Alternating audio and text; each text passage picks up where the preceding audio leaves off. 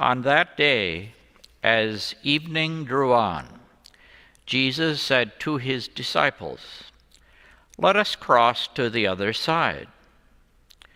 Leaving the crowd, they took Jesus with them in the boat just as he was, and other boats were with him. A violent squall came up, and waves were breaking over the boat so that it was already filling up. Jesus was in the stern, asleep on a cushion. They woke him and said to him, "Teacher, do you not care that we are perishing?" Jesus woke up, rebuked the wind, and said to the sea, "Quiet, be still." The wind ceased, and there was great calm. Then Jesus asked them, "Why are you terrified? Do you not yet have faith?" They were filled with great awe and said to one another, "Who then is this whom even wind and sea obey?" Now, how we interpret this passage can be wide open. Certainly, we know that as Catholics, we interpret the Scriptures in a way that is not literal. So,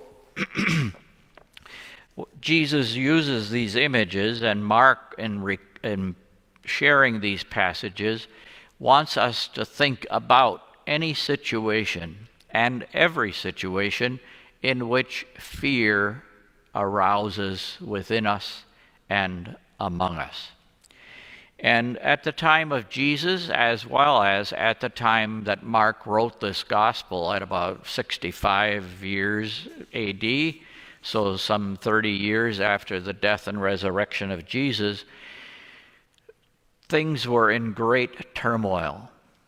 So whether Mark is addressing that reality, whether Mark is addressing how Jesus was experiencing great turmoil and that people were opposing him left, right, and center, the answer is yes. And is he addressing any turmoil that we're experiencing today?